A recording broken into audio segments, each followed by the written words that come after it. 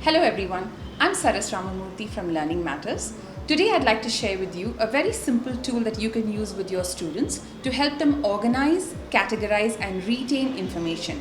This tool is called the T chart. It's called the T chart because it looks like this.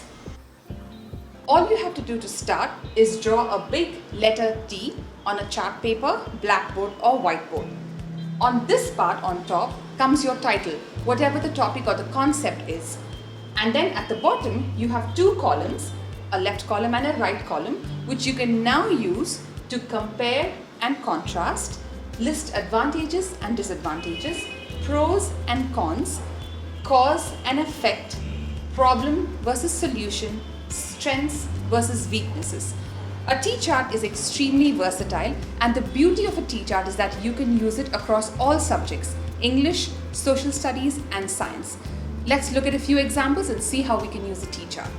In the first example, I'm going to demonstrate the use of a T-chart to compare and contrast. I'm going to compare and contrast natural fibers versus synthetic fibers. So how do we do this? We write the title on the top of the T. There's my title, natural fibers, synthetic fibers. Now I'm going to list out the differences between the two. So the first one, what is the source? Natural fibers come from plants or animals, whereas synthetic fibers are man-made. And here's how we go on.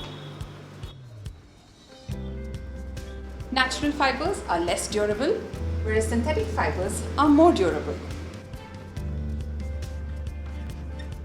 Natural fibers are environmentally friendly, whereas synthetic fibers are not environmentally friendly. And for my fourth point, natural fibers are more expensive, whereas synthetic fibers are less expensive. So as you can see, we've used a T-chart to compare and contrast between natural fibers and synthetic fibers. This makes it a very visually interesting and easy way for students to organize information about the two types of fibers and to assimilate all the information in the form of a T-chart. Let's look at another example now.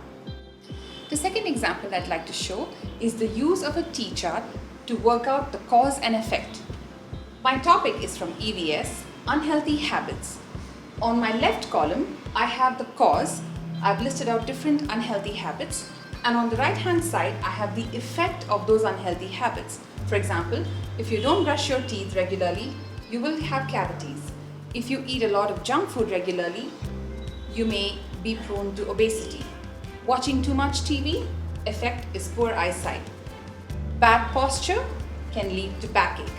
This is just one example, but you can use a T-chart to work out such cause and effect relationships in many different subjects. In my third example, I've used a T-chart to list out the advantages and disadvantages of using solar energy. So on my one hand, I have the advantages, and on the other side, the disadvantages. Among the advantages, that it's a renewable source of energy, it reduces the use of electricity, it's a clean source of energy, there's no pollution, low maintenance cost, and there's no noise generated. On my disadvantages, we have the high cost of initial setup, the fact that it is weather dependent. If there's no sunlight, one can't really generate solar energy. The batteries use up a lot of space, and the output is usually less than that of conventional power stations. So as you can see, we've now used a T-chart to list out the advantages and disadvantages. Again, this can be applied across subjects. So as you can see, a T-chart is a very simple tool. It's also extremely versatile. You can use it across subjects and for many different purposes. Do try it out with your students. Aim to use a T-chart at least once a week in your classrooms. Do let us know how they've worked out for your students.